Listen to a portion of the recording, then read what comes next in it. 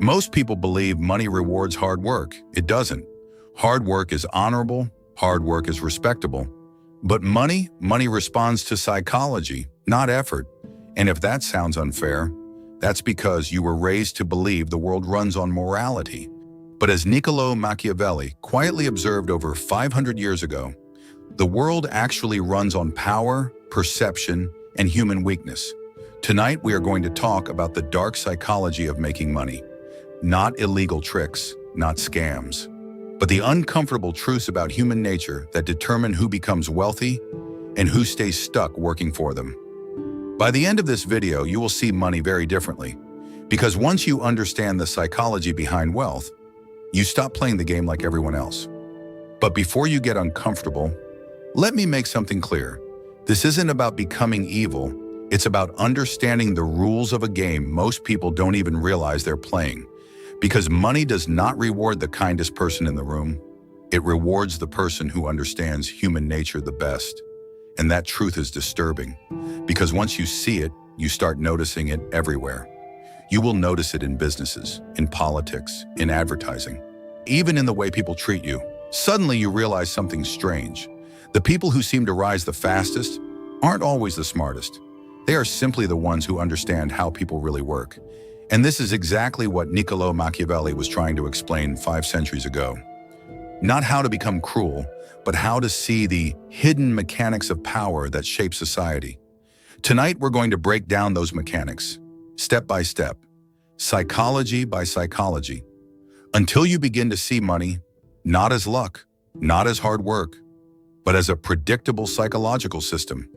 And once you see that system, you will never look at wealth the same way again. Money is not a reward system. It's a battlefield of attention, value, and psychology.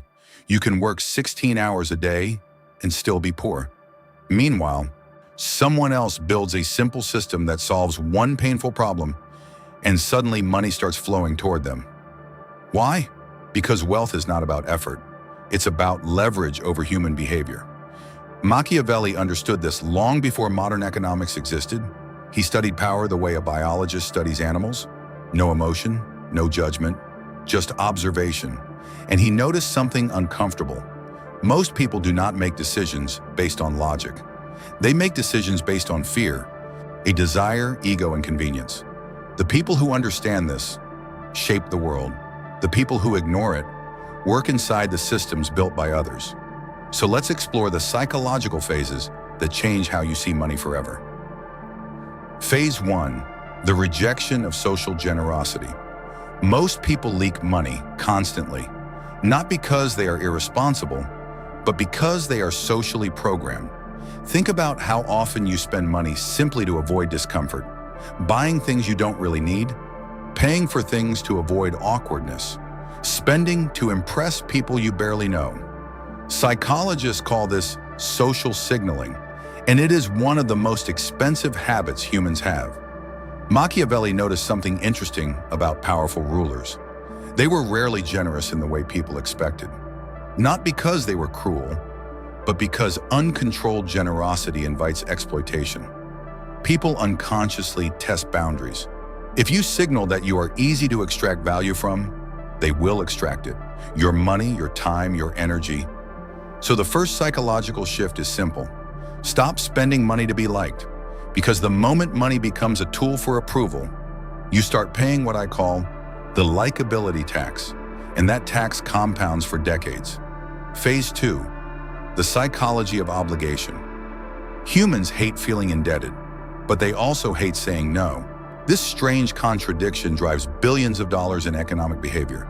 Have you ever noticed how many businesses give things away for free? Free trials, free samples, free consultations. This isn't kindness, it's psychology. The moment someone gives you something, your brain feels pressure to reciprocate. Psychologist Robert Cialdini calls this the law of reciprocity. Machiavelli understood this instinct centuries ago.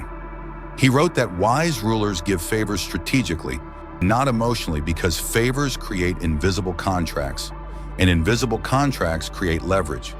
Now here's the interesting twist. The most powerful people don't chase free things.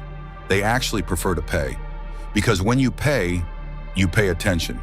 you value the transaction, and you remain psychologically independent. Remember this principle. Free things often come with invisible strings, and invisible strings quietly control people's decisions. Phase 3. Escaping the consumer trance. Here is a brutal economic truth. If the only person paying you is your boss, then you are a business with one customer, and that customer controls your income. Most people live their entire lives inside what psychologists call the consumer identity.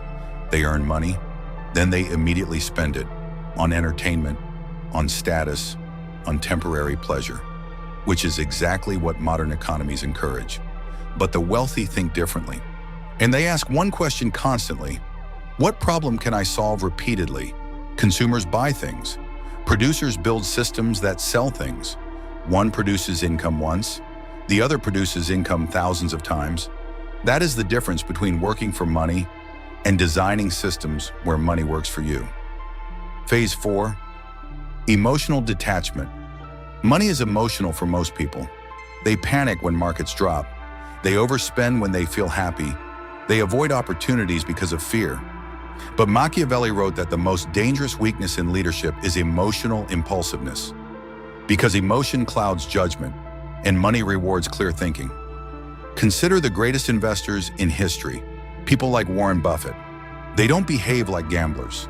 They behave like psychologists studying crowds. When everyone panics, they observe. When everyone rushes toward a trend, they step back, because the crowd is emotional, and emotional crowds are predictable. And the calmer your mind becomes, the more clearly you see opportunities others miss. Phase 5. The power of invisibility. Modern culture celebrates visible wealth, luxury cars, designer clothes, social media displays.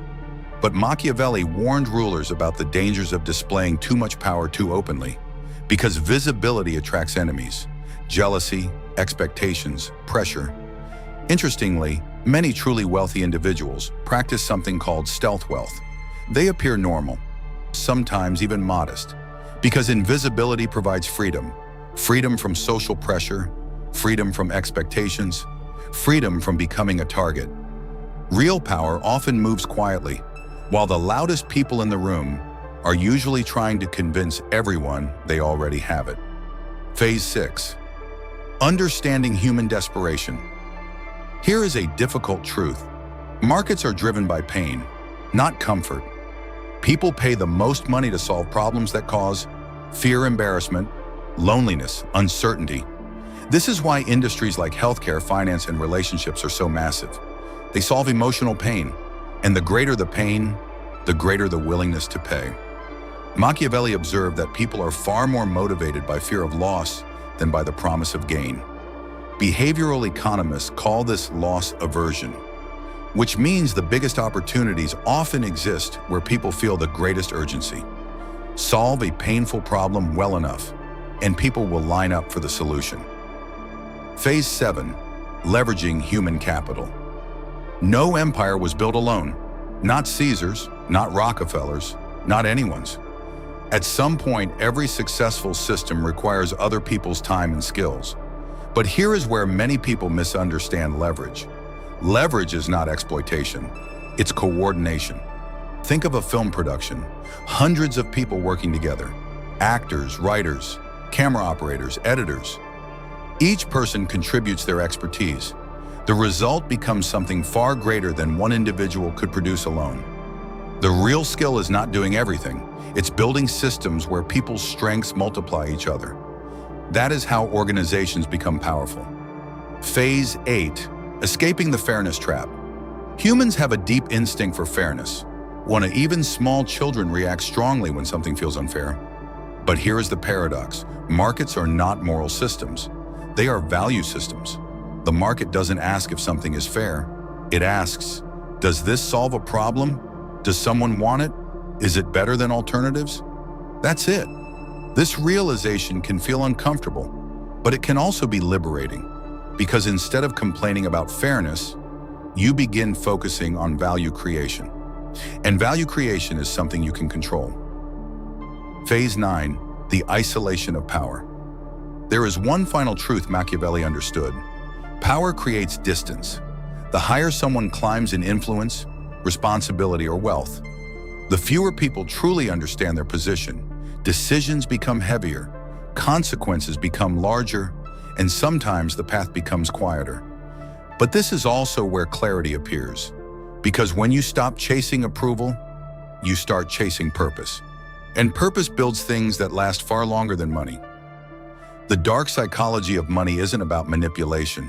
It's about seeing human nature clearly. People are emotional, predictable, driven by pain and desire. Once you understand this, you stop fighting reality. You start designing systems that work with it. As Machiavelli wrote, "It is better to understand the world as it is than to suffer because it is not what we wish it to be." Money follows those who understand human behavior. And the moment you begin studying psychology instead of just chasing income, you begin seeing opportunities everywhere. But there is one final question that most people avoid. What happens when someone finally gets everything they wanted? Money, power, freedom, and still feels empty. Most people will hear ideas like this and immediately reject them, not because they are wrong, but because they are uncomfortable. Understanding power, psychology, and human nature forces you to confront something most people spend their lives avoiding. The world does not operate according to the stories we were told as children. It operates according to human behavior. And human behavior is messy, emotional, predictable, but also understandable. The moment you begin studying that behavior, really studying it, you start to notice patterns everywhere, in how people spend money, in how influence spreads, in how certain individuals quietly rise to positions of power, while others remain stuck asking why the system feels unfair. And the strange part is this: once you see these patterns, you can never unsee them. You start noticing the invisible forces shaping decisions, markets, relationships, and entire industries. But there is one deeper layer to this conversation, a layer Machiavelli himself hinted at, but rarely explained openly. Because once someone learns how power truly works, the real challenge is no longer how to gain it. The real challenge becomes what kind of person you become when you finally have it. And that question is far darker than most people expect. But that is a discussion for another time. If this video made you see the world a little differently, make sure you subscribe. Because on this channel, we explore the hidden psychology of power, influence, human behavior, and the uncomfortable truths most people ignore.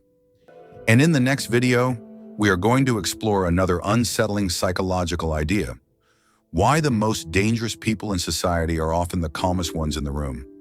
Until then, observe carefully, think deeply, and remember, the people who understand human nature quietly shape the world.